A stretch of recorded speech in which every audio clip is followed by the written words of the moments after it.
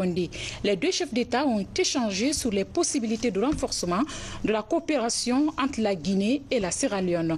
Le chef de l'État, professeur Alpha Condé, est invité à prendre part aux festivités d'investiture du président de la Sierra Leone, prévues le 12 mai prochain à Freetown. Mahmoud Bari, Momelamine Kaba.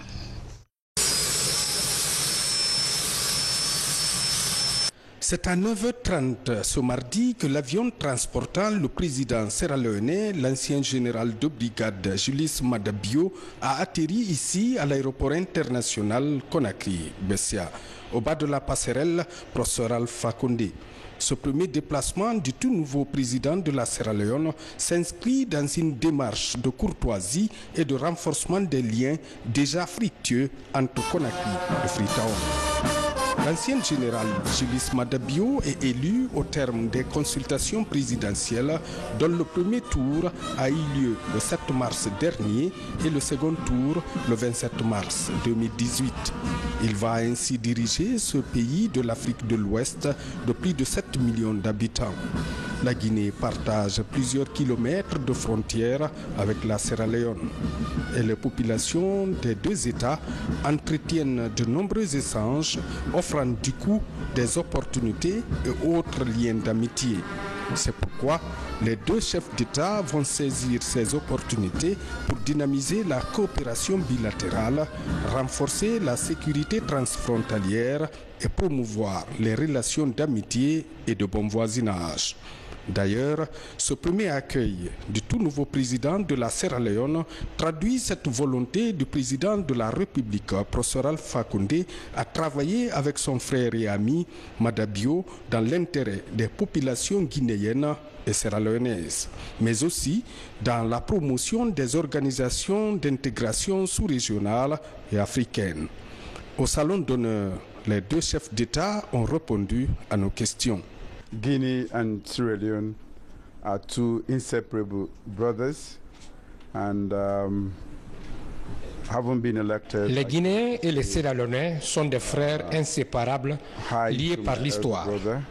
Je suis là pour voir mon grand frère afin de renforcer les relations entre nos deux pays et aussi l'inviter à mon investiture. We are two countries tied together by history and common shared values, and therefore it wouldn't be right for me to be in power, to assume power without coming here. That is why I'm here today. Les relations sont très étroites entre la Sierra Leone et la Guinée, et la Guinée et le Libéria. Nous sommes tous membres de Mano River, et vous savez, lorsqu'il y a eu la guerre civile en Sierra Leone, au Libéria, la Guinée a été tout en leur côté. Et le président, lorsqu'il a perdu les élections il y a 5 ans, quand il est venu ici, je lui ai dit qu'il est jeune, il a encore le temps d'aller se former et d'être patient, de ne pas faire de problèmes parce qu'il est jeune, heureusement. Aujourd'hui, il est président, donc la patience, ça paye toujours. Donc nous allons renforcer, comme avant, les relations avec la Sierra Leone, parce que c'est extrêmement important. Donc nous allons voir comment ces relations peuvent être encore davantage renforcées. Et c'est déjà très forte, nous allons essayer encore davantage de les renforcer. Après le salon d'honneur de l'aéroport, le président Alpha Condé et Julius Maada Bio ont eu un premier tête-à-tête. Ce premier tête-à-tête entre les deux chefs d'État a permis de réaffirmer leur engagement à consolider les liens d'amitié et de coopération entre la Guinée et la Sierra Leone. Le président Julius Maada Bio a invité professeur Alpha Condé à prendre part à son investiture le 12 avril prochain dans la capitale léonaise, Freetown. Après donc cet entretien entre les deux hommes d'État, le président professeur Alpha Condé a raccompagné son hôte qui a regagné son pays cet après-midi même. Pendant ce temps, à Boké, la compagnie des bauxites de Guinée poursuit son programme d'extension dans la cité minière de Sangaredi. Les membres du conseil d'administration se sont rendus sur le site pour évaluer le niveau d'avancement du projet. Ils saluent les progrès réalisés sur le terrain. Compte rendu Isidore Gonanamou de Tunkarata. C'est par un bref entretien avec les travailleurs que le conseil administratif de la CBG a entamé sa journée de travail à Sangaredi. Les entretiens ont porté sur la réduction des risques d'insécurité et d'incidents dans les mines. Bref, l'amélioration des conditions de travail. Ensuite, Le CA a successivement visité la salle de simulation et le poste de commandement central. Ici, le système contrôle tout le processus depuis la mine jusqu'au chargement des wagons. De la salle de contrôle cap sur les sites miniers. Le CA assiste à une séance de tir. La zone à exploiter est dynamitée pour rendre le produit malléable par les machines à pelle et les camions. Dans la logique du projet d'extension et pour faciliter le transport de la bauxite, la CBG investit dans l'ouverture d'un tunnel sur la route nationale. Ici, le niveau d'exécution des travaux est appréciable. Nous sommes sur le site de Paraoui qui consiste à ouvrir une nouvelle mine ou plutôt un nouveau plateau de production pour pouvoir supporter cette ambition de production. Mais vous voyez que c'est un projet gigantesque aussi parce que le montant estimé du projet est de 50 millions de dollars. Pour des raisons de sécurité, nous avons décidé de faire de gros investissements, mettre un tunnel, donc ce qui veut dire que nos trains pour traverser la route nationale, aller chercher le produit de l'autre côté, sur le plateau de l'autre côté, vont traverser un tunnel, c'est le tunnel là que vous avez vu. Secondo, vous voyez aussi le tunnel, ce tunnel routier-là, qui, je pense, à ma connaissance, est une première, un tunnel de ce genre en Guinée. Donc on a décidé d'investir tout ça aussi pour des questions de sécurité et d'opération. Outre la route, l'opération de relocalisation des populations impactées par le projet d'extension a déjà commencé. Sur le site prévu à cet effet, les travaux de construction des premiers bâtiments vont bon train. Ça va très bien, ça vaut les investissements nécessaires pour ce projet. Ça va être le futur de la CBG. On reconstruit la CBG et on va au-delà des capacités antérieures, donc vraiment fiers de ça.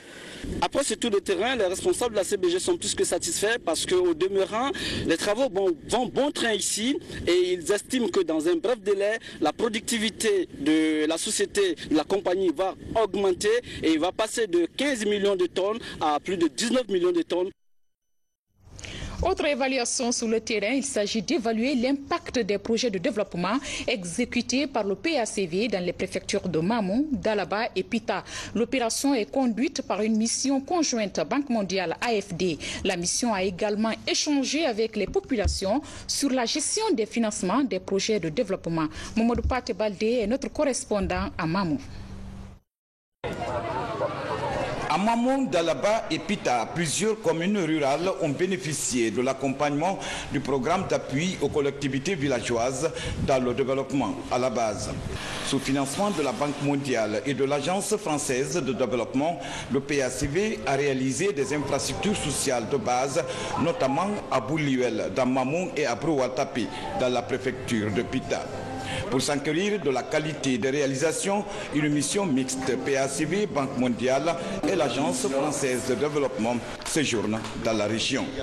Les communautés ont démontré leur capacité à pouvoir se mobiliser pour définir leurs priorités en termes de développement local, mais surtout on puisse mobiliser autour de la réalisation de sous-projets par l'intermédiaire des transferts de fonds qui avaient été faits à l'époque par le PACV. Donc là, derrière nous, nous avons un centre de jeunes qui a été réalisé parce que les communautés avaient vu que c'était une des priorités. En termes de développement local, je pense que les objectifs sont atteints. Je présume que la mission est satisfaite des réalisations qui se sont passées sur le terrain. Et nous sommes à la phase de consolidation. Dans toutes les localités visitées, la mission a évalué l'impact des projets du PACV sur la vie des communautés. Elle a échangé avec les populations bénéficiaires sur la gestion des financements des projets de développement.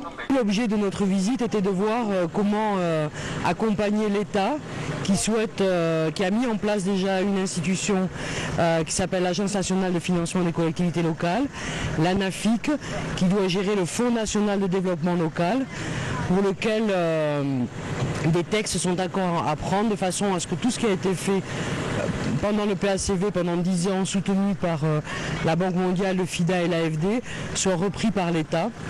Et nous, AFD, la Banque mondiale, vraisemblablement plus tard aussi, accompagnera l'État dans la mise en place de cette ANAFIC. Le PACV est un programme. C'est un programme qui évolue sur le terrain maintenant depuis près de 20 ans. Mais comme tout projet, tout programme, il est appelé à disparaître. Et bientôt, le PACV va prendre fin et le gouvernement guinéen pour un peu suppléer la disparition du PACV, veut mettre en place une structure pérenne. Depuis près de 20 ans, le programme d'appui aux collectivités villageoises accompagne les communes rurales du pays dans le développement décentralisé. Il a permis d'impulser le développement à la base. À la une également de l'actualité, ouverture des travaux de la 6e édition des décideurs africains sur l'inclusion financière. Ces travaux ont commencé par le lancement d'un atelier de formation des cadres des banques centrales d'Afrique et ceux de la microfinance. Des thèmes liés à l'inclusion financière et la coopération interafricaine seront au centre de cette rencontre de Conakry. Boubacar Ba pour plus d'informations. L'objectif de ce forum est d'échanger avec les pays africains concernés des thématiques liées au rôle des banques centrales dans l'impulsion et la promotion des établissements de paiement électronique pour une forte inclusion financière des populations sous et non bancarisées, d'échanger sur les différentes technologies qui ont été mises en place dans la plupart des pays africains comme la Tanzanie, le Kenya, le Mozambique et tant d'autres. Cette rencontre des cadres des banques centrales d'Afrique et experts de plusieurs institutions financières devrait permettre également d'impulser la coopération et la collaboration à travers un partenariat privé-public pour asseoir les bases d'une inclusion financière en Guinée à travers Orange Money, MTN Money et d'autres paiements électroniques. On aura à discuter de Mastercard, nous aurons à discuter de la rapidité dans les paiements comme nous le faisons aujourd'hui. Il y aura à discuter de comment diminuer la pauvreté au niveau des populations les plus faibles, les femmes, les enfants, les jeunes étudiants et les petites moyennes entreprises qui ne peuvent pas encore aller dans les banques. Et toutes ces structures vont trouver des financements dans les inclusions financières. Il faudra voir aussi comment surtout s'intéresser à la richesse des femmes. Pendant 2 jours, les experts africains des banques centrales et les économistes du continent vont discuter des questions liées au paiement en temps réel par les moyens digitaux, l'identification des clients pour favoriser l'inclusion financière, la téléphonie mobile et l'introduction cette année de la certification GSMA Mobile Money, un outil de promotion dans la gestion des risques et la protection des consommateurs.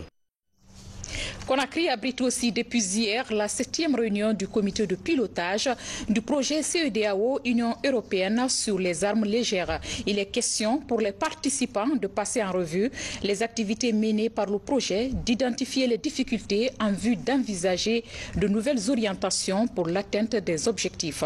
Adjudant-chef Sekou Kamano est correspondant de la presse militaire. 3 ans après son lancement, le projet CEDEAO Union européenne sur les armes légères se poursuit dans les 8 pays pilotes. À la faveur de la 7e réunion du comité directeur de Conakry, les experts échangent avec les partenaires de l'Union européenne, de la CEDEAO et du PNUD. Le thème qui nous réunit, au-delà de son actualité, repose sur l'épineuse problématique des armes légères et de petit calibre, dont la circulation incontrôlée provoque ici et là des conflits et guerres aux conséquences dévastatrices pour nos États.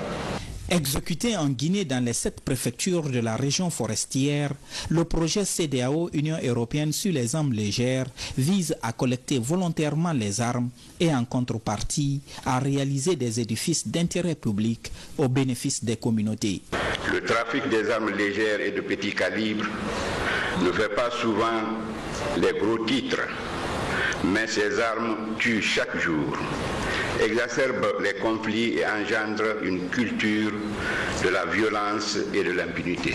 Je réaffirme à cette tribune notre engagement à collaborer avec la CEDEAO et l'Union européenne afin de contribuer à augmenter le nombre de communautés vivant sans armes en paix dans la sous-région. Selon les Nations Unies, plus de 600 millions d'armes légères circulent dans le monde. Les spécialistes du Sahel et de la Mano River Union vont se pencher durant cette semaine sur de nouvelles stratégies à adopter afin de freiner ce phénomène. Dans l'actualité toujours, la fondation Mohamed VI des oulémas africains est désormais représentée en Guinée. La cérémonie d'installation de cette antenne s'est déroulée en présence des responsables guinéens et marocains. L'occasion a été mise à profit pour discuter des thèmes relatifs à la pratique de l'islam. Compte rendu Elagia Yassila. La Guinée est parmi les 32 pays membres de la Fondation Mohamed VI des oulémas africains. Une fondation qui a pour but de former les nouvelles générations des érudits aux principes religieux. L'installation de l'antenne Guinée de cette fondation a été l'occasion pour Guinéens et Marocains d'échanger sur plusieurs thèmes, dont entre autres le fondement de la science, du comportement et du soufisme à travers le patrimoine de la jurisprudence. Nous partageons des valeurs religieuses fondamentales car nous sommes tous issus d'un même humanisme et d'un même héritage spirituel africain. Nos riches cultures, nos civilisations puisent surtout aux mêmes sources divines. Oui, mieux faire connaître nos sources et nos origines africaines communes, c'est pouvoir se reconnaître, s'accepter pour s'entraider. Nos cultures africaines partagent le même fondement éthique d'incitation à la rencontre, à l'échange, au respect d'autrui et à la solidarité. Pendant 2 jours, les oulémas, imams et prédicateurs guinéens vont se familiariser avec les différentes vertus de l'islam, respectant les droits et devoirs de chacun et de tous. Je salue la pertinence du terme choisi, le fondement de la science du comportement et du soufisme à travers le patrimoine de la jurisprudence malikite. Terme extrêmement intéressant quand on sait que le comportement de l'homme est induit par son esprit. Et si cet esprit est bien éclairé, bien conduit, il aboutit à des bons comportements, à la paix, à tout ce qui peut suivre un être exemplaire. Un premier groupe de 500 imams et prédicateurs vient de bénéficier d'une formation au Maroc. Ce sont ces imams qui dirigent actuellement la plupart des prières dans les mosquées en Guinée. Dans l'actualité sanitaire, l'ONG Muskoka apporte son appui à la Guinée pour la promotion de la santé maternelle et infantile. La première phase de cette coopération vient d'être bouclée pour céder la place à la seconde pour une durée de 5 ans.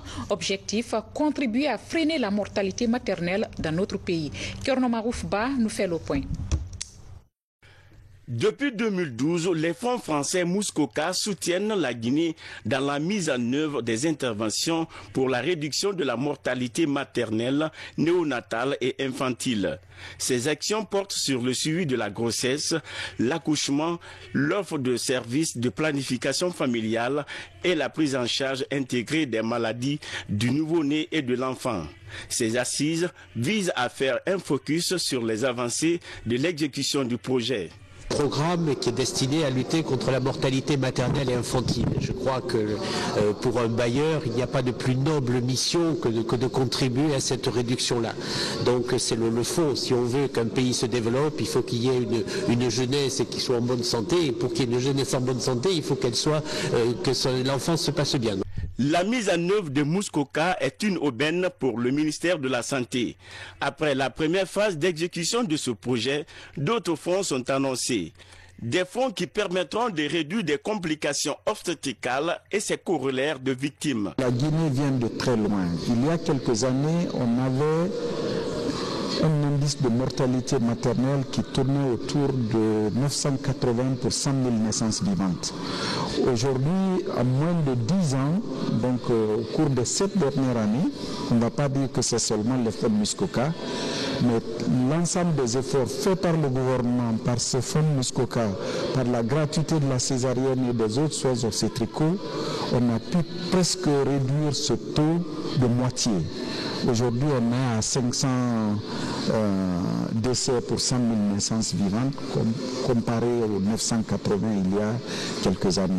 4 agences du système des Nations Unies promettent d'augmenter l'enveloppe les 7 dernières prochaines années, ce qui de facto améliore la prestation de services dans les services de santé couvertes par ce projet. Nous sommes le 8 mai et la Guinée, à l'instar des autres pays, a célébré la journée mondiale de la Croix-Rouge et du Croissant-Rouge. L'occasion pour les volontaires guinéens et leurs partenaires de rappeler les acquis. L'événement a été marqué aussi par une collecte de sang, comme il est de tradition à la Croix-Rouge. Habib Kiam revient sur cette célébration. Ce don de sang est le premier acte de cette journée mondiale de la Croix-Rouge et du Croissant-Rouge.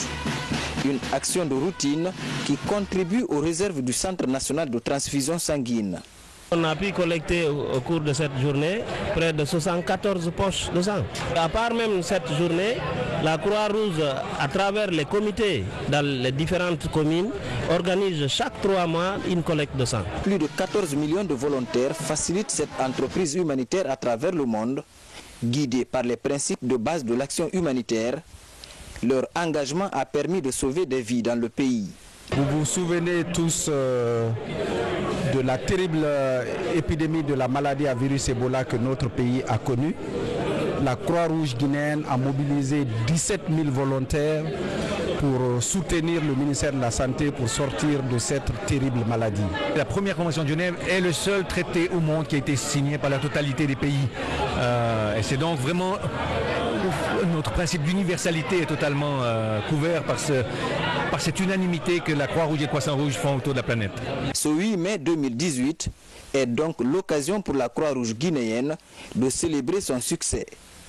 Un progrès traduit par le sourire, thème principal des festivités. Quand une mission est accomplie, je pense bien c'est un sourire. Quand les bénéficiaires aussi, je pense bien, est satisfait de l'acte de la Croix-Rouge guinéenne. Et au cours d'une activité, au cours d'une urgence, au cours de la gestion même d'une catastrophe, et comme pendant la crise Ebola, je pense bien que c'est un sourire aussi de la part aussi des bénéficiaires. En plus de son expérience dans la couverture sanitaire, la Croix-Rouge guinéenne s'investit de plus en plus dans la lutte contre l'insécurité alimentaire. Grâce à l'aide des volontaires, l'institution humanitaire a aménagé plus de 70 hectares de riz dans la préfecture de Mandiana en 2017. Une initiative appuyée par le chef de l'État, comme dans toutes les interventions de la Croix-Rouge guinéenne. Mesdames et messieurs, avant de poursuivre ce journal, nous allons vous donner le contenu de ces décrets qui viennent de nous parvenir. Décret 2018-060 PRG SGG du 7 mai 2018 rapportant le décret numéro D 2018-058 PRG SGG du 4 mai 2018 portant nomination du procureur général près la Cour d'appel de Conakry. Le président de la République, vu la loi numéro 2001-029-1 du 31 décembre 2001 portant principes fondamentaux de création, d'organisation et de contrôle des structures des services publics sur avis conforme du Conseil supérieur de la magistrature, décrète. Article 1er, le décret numéro D 2018-058 PRG SGG du 4 mai 2018 portant nomination du procureur général près la Cour d'appel de Conakry est rapporté. Article 2. Le présent décret qui prend effet à compter de sa date de signature sera enregistré et publié au journal officiel de la République. Professeur Alpha Condé. Décret 2018-061 PRG SGG du 7 mai 2018 portant nomination du procureur général près la Cour d'appel de Conakry. Le président de la République, vu la loi numéro 2001-029 du 31 décembre 2001 portant principes fondamentaux de création, d'organisation et de contrôle des structures des services publics sur avis conforme du Conseil supérieur de la magistrature, décrète. Article 1er. M. Mamadi Diawara, précédemment doyen des juges d'instruction au tribunal de première instance de Dixine, est nommé procureur général près la Cour d'appel de Conakry en remplacement de M. Moundiou Chérif, appelé à d'autres fonctions. Article 2. Le présent décret qui prend effet à compter de sa date de signature sera enregistré et publié au journal officiel de la République. Professeur Alpha Condé. Pour revenir à ce journal, à présent, place à la rubrique La Guinée en bref, avec la résolution des conflits dans le secteur de la pêche artisanale, de la collecte des poches de sang par la MISRTG. Mais tout d'abord, jetons un regard sur la salle de réunion interministérielle de la primature qui a fait peau neuve. C'est un condensé signé Hadia Toubari.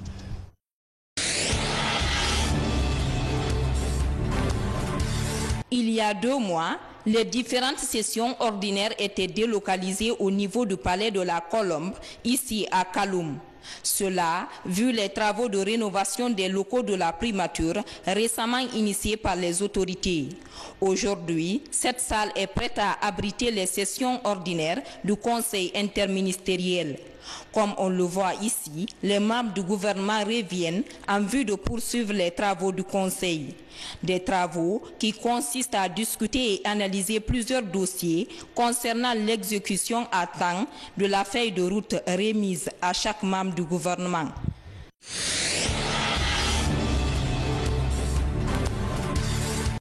Cette journée est historique pour les acteurs de la pêche artisanale. Elle marque la fin de plusieurs années de crise interne dans ce secteur. Désormais, ces acteurs décident de taire leurs divergences et faire face au développement de leurs activités. Nous voulons la paix, la réconciliation, la pêche artisanale, même père, même mère. Nous parlons le nom d'une seule chose. Ensemble, pas de différence.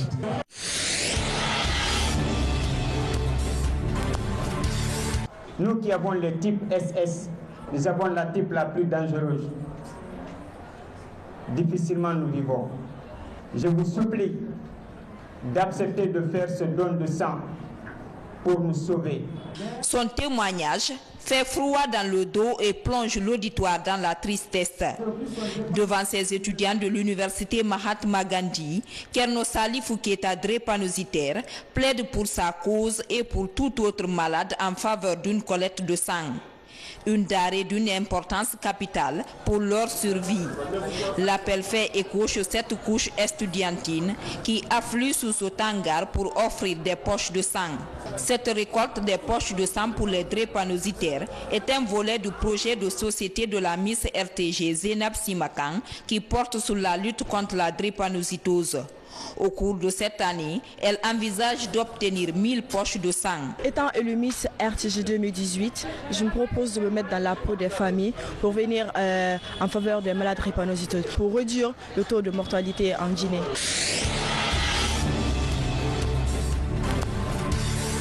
Cette 11e édition dotée du trophée Feu Général Namouri Keita, ancien chef d'état-major de l'armée de terre, se joue à l'Abbé, 2e région militaire.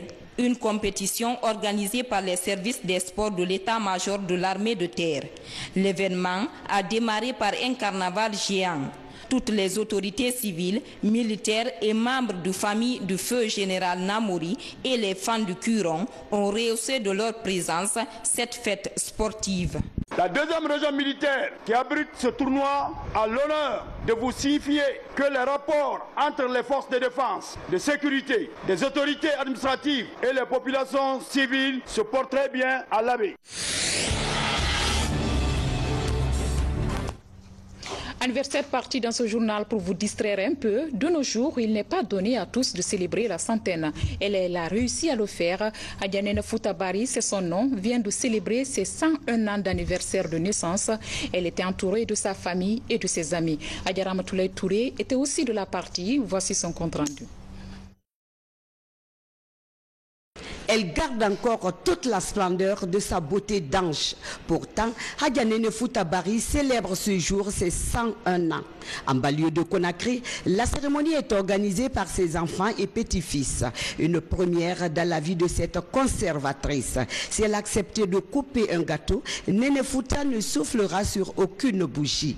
Aussi, en lieu et place du traditionnel joyeux anniversaire, ce sont des cantiques religieux qui sont entonnés à la demande de cette centenaire.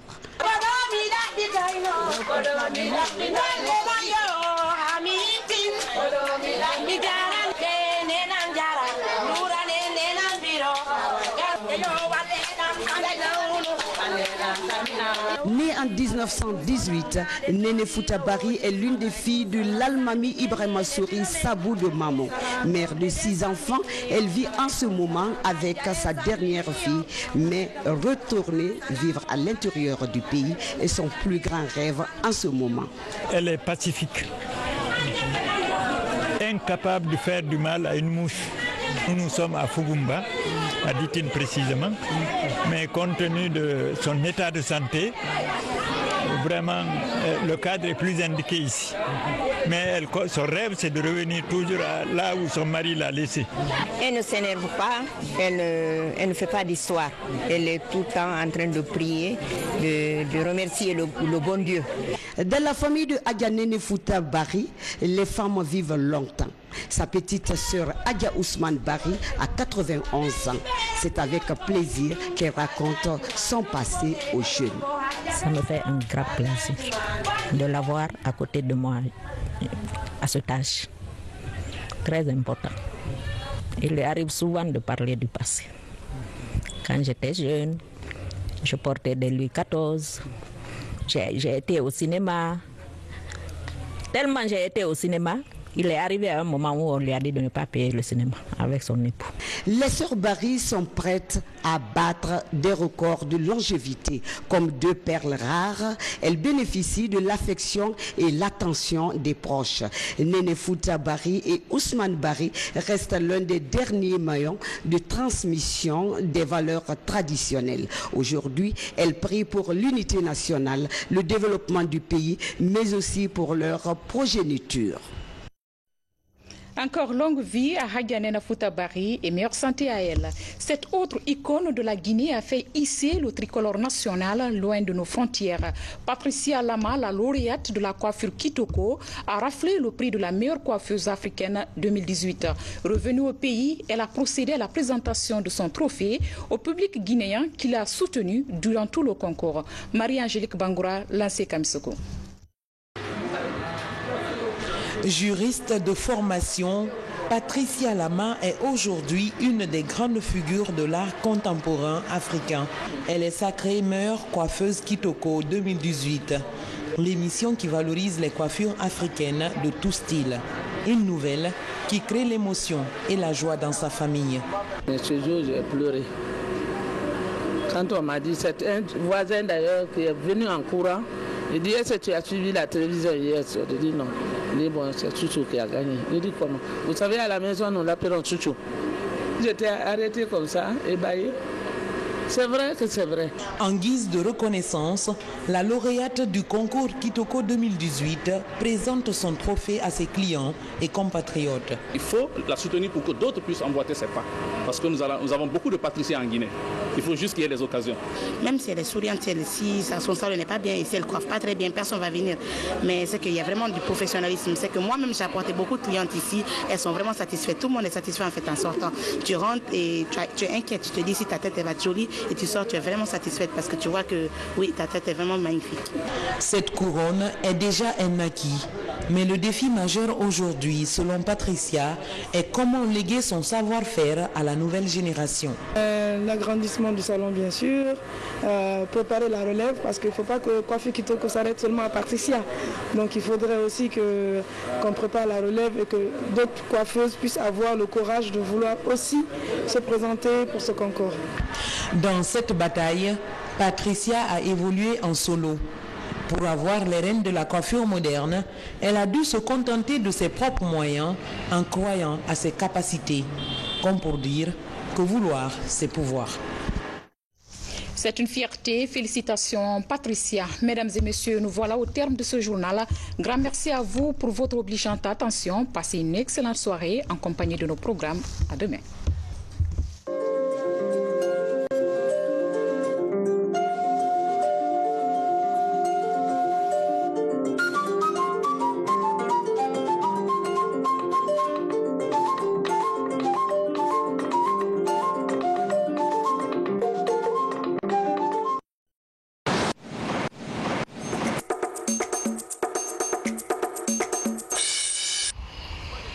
Il y a seulement un peu plus de 2 ans que l'aménagement hydroélectrique de Soapiti a été lancé par le président de la République, chef de l'État, professeur Alpha Condé.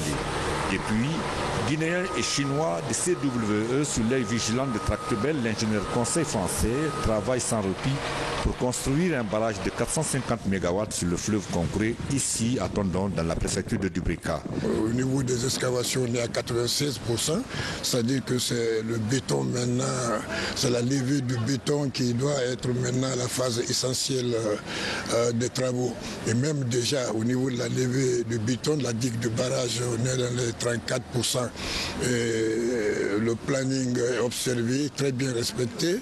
Et la qualité du travail est appréciée par tous les observateurs spécialistes. Les travaux vont bon train et suscitent l'admiration générale. En témoigne cette visite hier du chantier par plus d'une dizaine de diplomates en poste dans notre pays. Ces ambassadeurs et représentants d'institutions internationales, malgré ce chaud soleil d'avril, ont fait le tour des différents postes en construction à Soapiti, à savoir l'axe du barrage en bétonnage, l'usine en construction, le pont de 506 mètres en finition et l'excavation du barrage sur la rive droite du fleuve Concouré. Ce n'est pas en restant à Conakry qu'on connaît la Guinée. Il faut aller à l'intérieur. Et nous avons noté quand même 3 grands projets, Almaria, Soapiti, Kaleta, de gros projets hydroélectriques structurés, intégrés.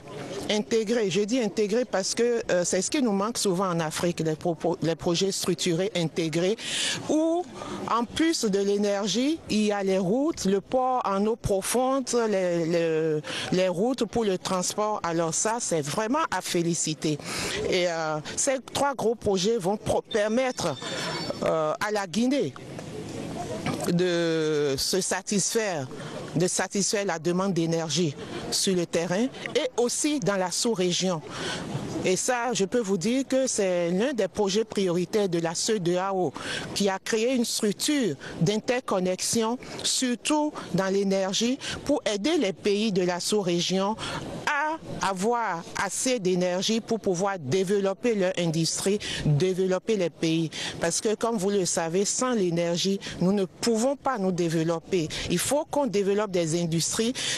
La Guinée est un pays qui a beaucoup de minerais et ça ne sert à rien qu'on exploite tout ça si on n'arrive pas à avoir des industries sur place pour les exploiter. Donc, je félicite encore une fois le gouvernement guinéen et sincèrement le professeur pour ces investissements à l'intérieur du pays. Aujourd'hui, l'énergie est devenue une source rare dans la sous-région. Tous les pays ont des problèmes énergétiques. Avec ces barrages, nous pourrons vraiment satisfaire la demande dans la sous-région et essayer de réaliser les objectifs de la CEDEAO dans l'intégration régionale.